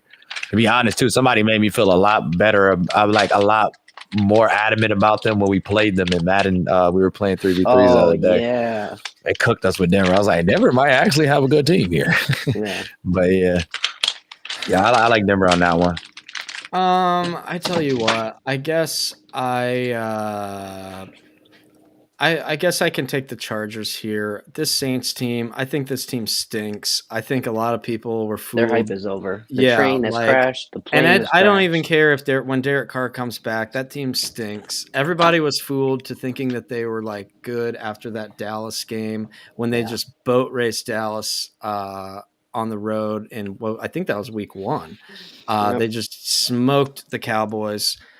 That's not the Saints. This team, there a lot of guys injured. On top of that, they just, I don't know, they don't have a lot of juice. Yeah. This Chargers team, as I said, this Chargers team can just give you fits. They're just going to keep running the ball, run, and try to just like bludgeon you to death. Absolutely. I can't see the Saints really being able to slow that down. Kind of a game that the Chargers, I think, need to win to stay afloat here. So yeah, go ahead, give me the Chargers, even in a little bit of a bounce back spot for them. That's where we will go there. Tox, did we get a pick from you, or I'm gonna give you guys one here. You're looking right at it. Seahawks versus Bills. I got the Seahawks. That was almost my pick. I almost gave the Seahawks. So you're gonna get a lot of agreement here. Yeah. They got it, They're and good. The Bills are great. Whatever. They got Amari Cooper, but I do think from a defensive perspective and from an offensive perspective, I feel like the Seahawks are going to get a better running game than the Bills are this game. I'm not sure if Cook is still hurt with the turf toe, but I do see a better running game with the Seahawks this game. Kenneth Walker, he might drop 2 on them. Then you got DK and Geno. I mean, Geno's been balling this year. Geno has been balling for sure this year, and they're gonna make a playoff run for sure. So I'm taking the Seahawks over the Bills. I haven't got a chance to look at the spread, but I'm going money line on the Seahawks for sure. Let me look at what the odds are looking like for Seahawks. So we're looking at it's going to be somewhere around that. Like a plus 140. So see, look, it's a plus 140. It's not terrible. It's a good play. I would take them with the Rams money line and some little couple props here and there, some scoring props. But yeah, Seahawks over Bills for sure. I don't hate that at all. Yeah. So Buffalo 3-point favorite on the road in Seattle. Obviously, one of the tougher places to play on the road going into Seattle. One of the better home field advantages that we see. So one other thing while we're still in the app here, I do want to take a look, give everybody an update on the if we can get it pulled up, the monthly leaderboard. As we have a week left, we have 7 days from today to get into these cash prizes. So we got Zancho, we got Blaine, myself sitting there at third. Anyone else? Our friend Bobby Digital down here at 6. So Let's go. And here's the thing with the NBA now firing up, there's a lot more opportunities to kind of like maybe creep your way back up here. Don't see anybody on the panel up here in the monthly leaderboard. So maybe we'll see what happens for November for you guys. Yeah, I'm at like 154 right now. I'm about to say I'm gonna make an attempt for November to get top 5 at least. And I wanted to mention one other piece of housekeeping is remembering to get into these missions.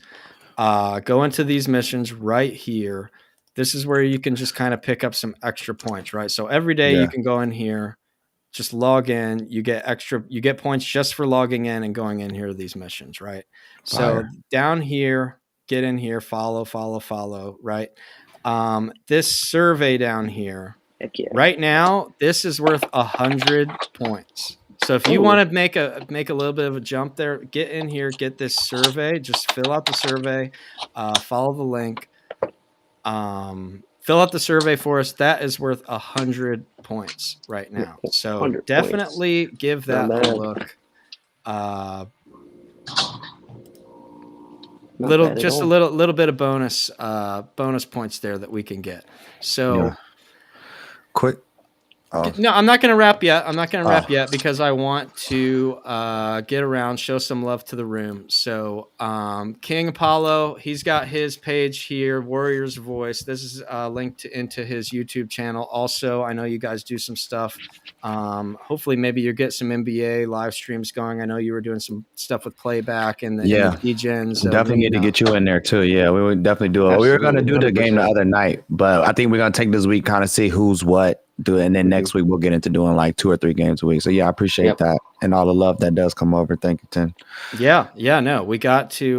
We'll get that. We'll get in there. We'll do. I'll definitely come and join for some of those streams as well. The Warriors Voice really cool. It's like you do a lot of interviews with guys in karate combat, get kind of a perspective from the fighters themselves. So love to hear that. Like I said, that's in his YouTube channel. Make sure that you are following Toxic Apollo 2 in his space, giving out spicy, hot, blazing hot sports takes all the time, keeping people updated. This is a link into his Twitter profile. So get in there. Make sure that you are following Toxic Apollo as well. Yeah. If you guys get in here on a roller coaster, come check me out. Yeah, I was gonna say the roller coaster. Yeah, I actually I mentioned that earlier. All aboard the Apollo Sports roller coaster. So absolutely, that's where you can get in and buckle up for that ride. Starting there, get into his YouTube channel. I know you also have Discord. You go live on Twitter whenever you're not being throttled by Elon. Yeah. Fucking Elon. But either way, this man is live, breaking down the card every single day, 7 days a week. This man goes live. What time is your show tomorrow? Around 10:30. 10:30. Okay. Yep. And then I've been.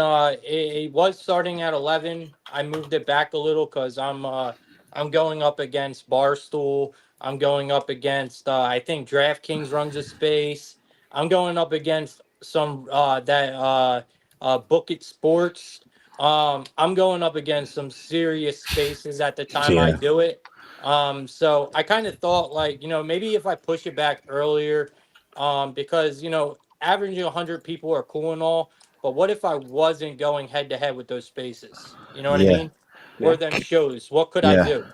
True. So I'm working on times. I'm still working on times. Right now, I'm in the beta of like beta testing 10:30 right now. So I will be starting around 10:30.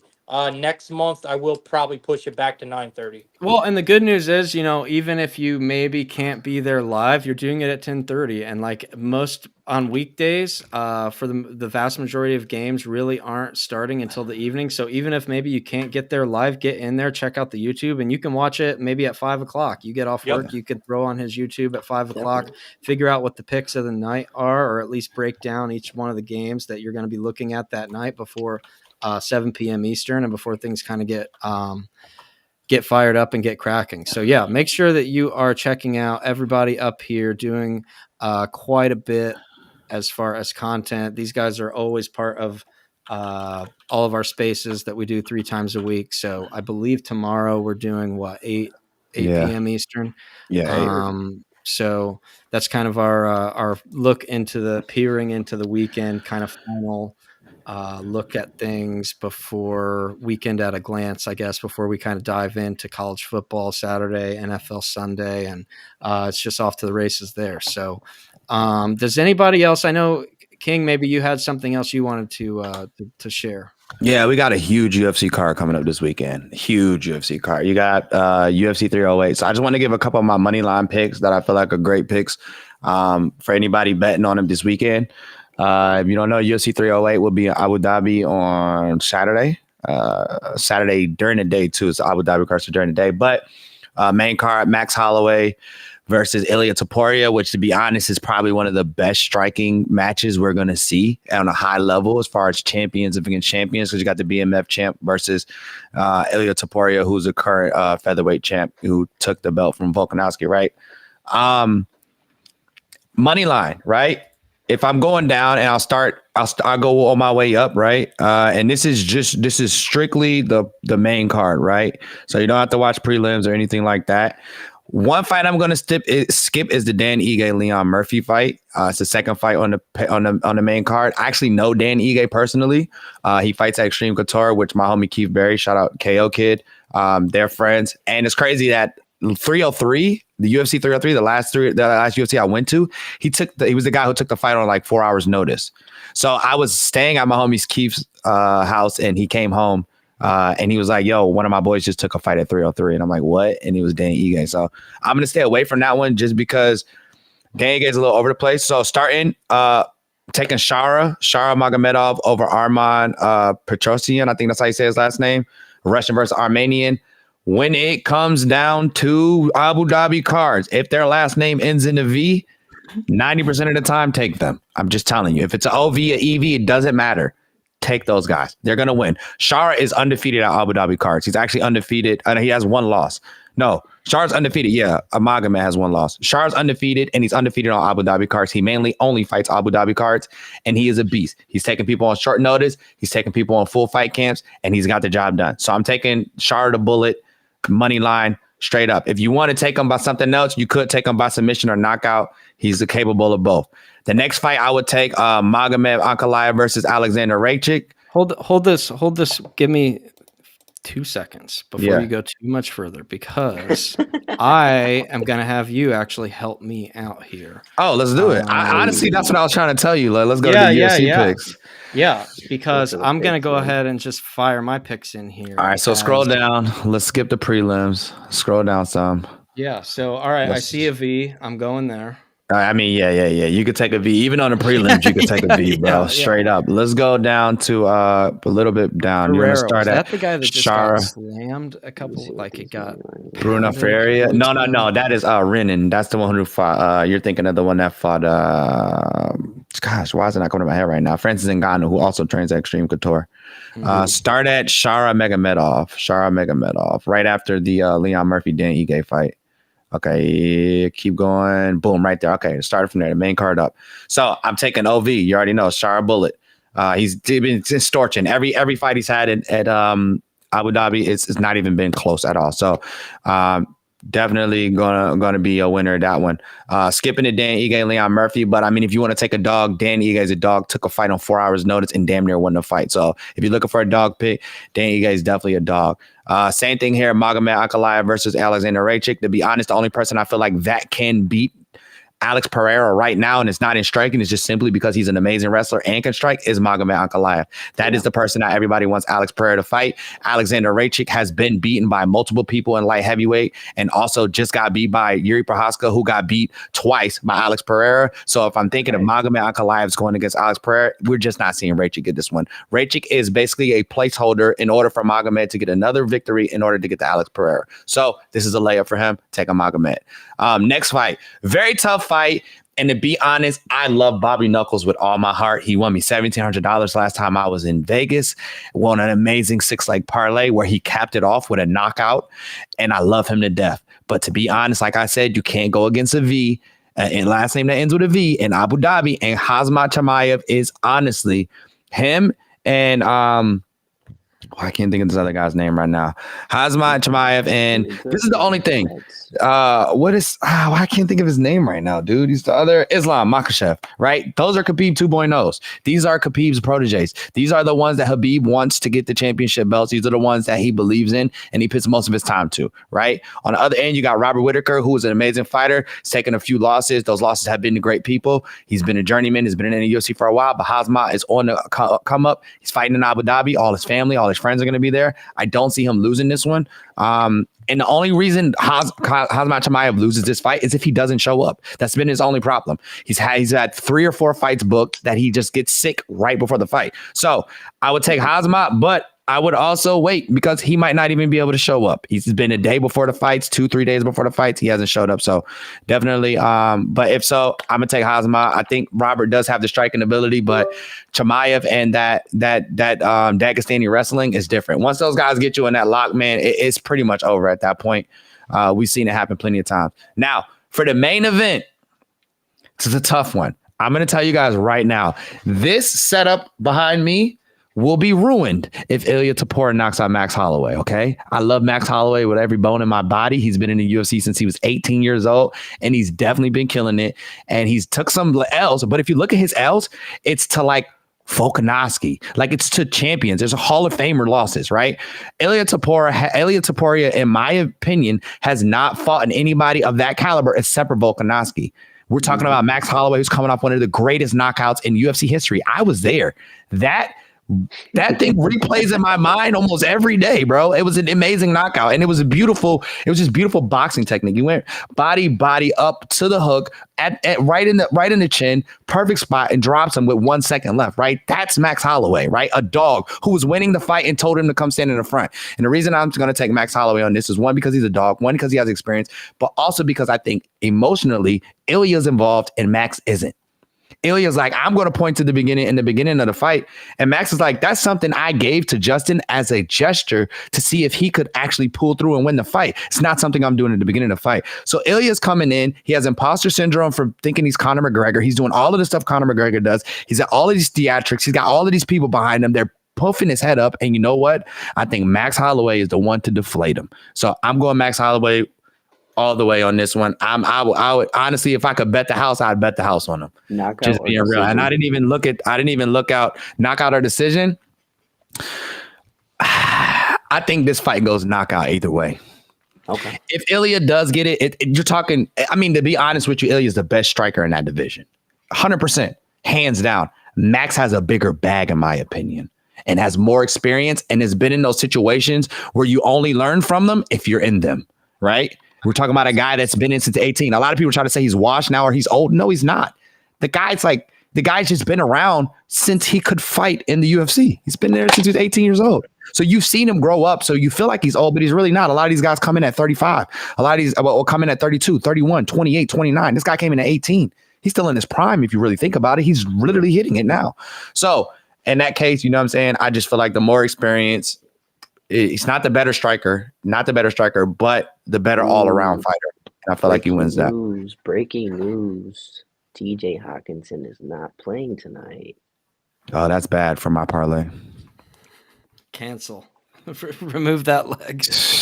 No, I mean, it's already in, so. GG's.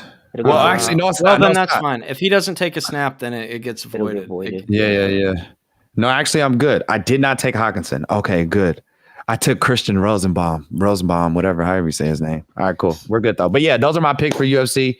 I Love think that. those are some of my safest picks I've ever given. So if you ever want to trail me, which I always tell people, don't trail me because I don't want to hear you when you lose, right? But if you want to trail me, this is probably one of the best bets I would say. I wouldn't parlay it all together. Probably pick 2 or 3 pieces, put them together.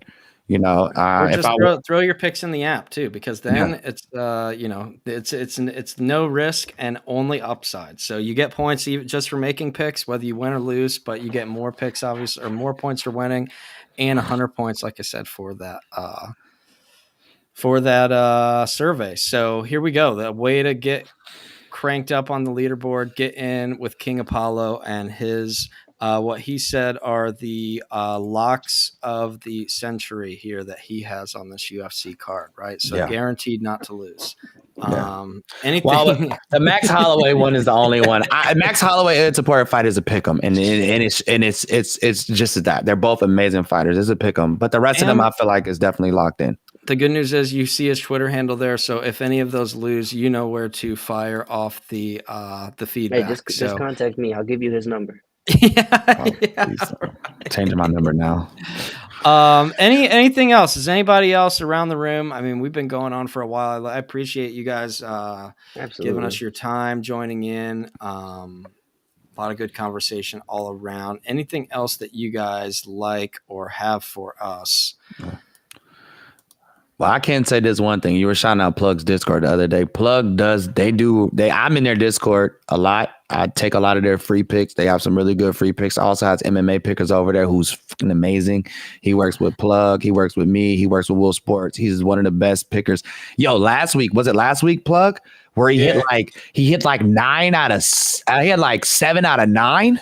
Bro, he went crazy. The last 2 weeks, he went absolutely bonkers. Insane. I will say between our little we have like a nice little sports cabal going on of like, you know, everybody kind of offers a little bit something different. Like everybody kind of has a little bit of expertise in different corners of things. So to be honest, it's almost like I really appreciate this show, getting people in here. Also the spaces that we do with Wolf, just because it's like, it's almost like a round table at this point where it's like, hey, everybody kind of like bring in all of the sports alpha all into one spot. It's really probably a treat for the other listeners as well, you know, to kind of, you know, make sure that you get in there and listen to what everybody else says. Listen, like if you just sit back and listen to any of the shows that any of us are on, even if we're not together, you're going to make money. I always tell people, man, when you come, look. I say all the time, every time. I was just gonna say, I always say on the spaces, I'm like, I come with my notepad. It's truth, like it's sitting right here. You guys want to make money? I'll sit here with notes everywhere. You guys want to make money? This is what you do, man. Right. Yeah. I'm telling you, bring your notepad. You sit back, you listen. We're not up here for an hour, 2 hours at a time every day, just talking. That's all. That's all last night. Yeah, that's all last night. Proof is in the pudding.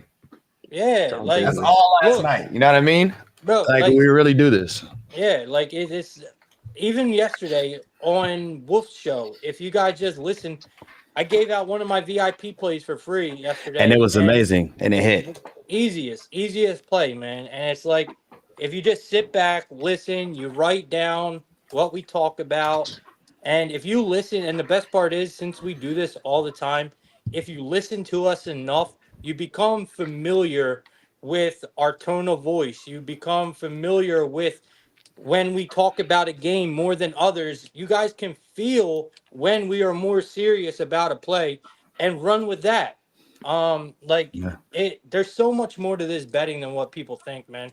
But there's many ways to go about it. But I'm telling you, if you just simply bring a pen and a notebook and you listen to Tenement TV, you listen to my show, you listen to Apollo, listen to Wolf Sports, or just simply join our Discords. I'm telling you guys, you will make money without a doubt. 100%. Yeah, 100%. Absolutely. And I made wanted a lot to also give a shout to our guy Bob D that comes. He shows up as well. This Bobby man is Digital. an expert in college football. Yeah. We recorded last night our college football preview for the weekend, so we're going to be putting that out later this afternoon as go. well. So, Okay. a couple of big picks there that you can keep an eye out for those as well. Yeah. So, I love you guys' the shows, man. And I to be honest, the only sports shows out of Gil's Arena and It Is What It Is that I watch is Plugs in the mornings, because his is in the mornings usually when I'm like doing my little work, and then yours on Thursdays. Like great value on both shows. So we appreciate it. I know I tune in with Plugs as well. I try to like fire some things in here and there in the chat. Offer in. I know the other night we were talking about our guy Thomas Harley on the Dallas Stars. So there's a lot of like good nightly hockey, a lot of good nightly hockey stuff that we talk about as well. So it's a great time of the year with all of the sports. I mean, really everything happening. I think we have maybe a sports equinox coming up here soon. And on top of that, it's just, we have multiple ways to get down on things as well, and multiple ways to soak up and listen to all the alpha. So again, thank you guys. Appreciate it. Everybody for showing up today. 100%. Yes, sir. If you ain't following Tenement, man, follow them right now on everything. X right here, subscribe, like, comment, all of that. Yeah. Where is the because no lie, bro. Here, there you go. Yeah, there we go. Hey, I'm gonna check you out on that Discord plug. I'm gonna join up in your Discord company. Oh yeah, I'll send you the link. I'll send you the link. If you're not joined up, join up, man. It's free. It's worth it. We got a good community. And they got a bunch of different guys that specialize in different stuff. There's a bunch of channels, so it's dope, man. That's why I said, like, this, just the people, like you said, Tenement. It's just amazing group that we've built, that you can honestly gain so much knowledge and value from, and not even just on the bet wise, just like listening and hearing everybody's perspectives. Like, I love hearing your college perspectives. You're very knowledgeable on the college football, basketball, stuff like that. So it's amazing, man. I love to see it. I'm just glad to be a part of it. Blessed to have beautiful people like y'all around me. Yeah. We're all awesome, kind of singing Kumbaya together now. But no, it is. It's nice. It is nice to kind of have a sports community. So yeah. Breaking news. Breaking news. What else you got? Puka Nakua's playing tonight. All right, there we go. Let's see where that Rams line. I was just gonna say that's I'm definitely those threes are about. It was already invested into the line, bro. Yeah, that's why the line was so low. Yep. I think. Shoot, I don't want to accept this change and place the bet. I was literally sitting here. Okay, it's not that bad. It went down 25. I think they're down to 100 now. Yeah, it was already embedded into the line. Well, only one way to find out. Well, we will. We'll see you guys all tomorrow, 8 p.m. We'll see Plug and his show in the morning tomorrow, and then the Apollo Bros. And whenever you have your next Friday stream, I'm going to try to hop in there as well. So. Yeah, Friday at 12, we got Arturo Vergara coming by, 4-0 karate combat contender going up for a belt next. So it's going to be a dope interview. Okay. Love to hear it. Well, thanks again, guys. Appreciate it. Sure, Thank you, everybody, for tuning in as well. We will see you next time.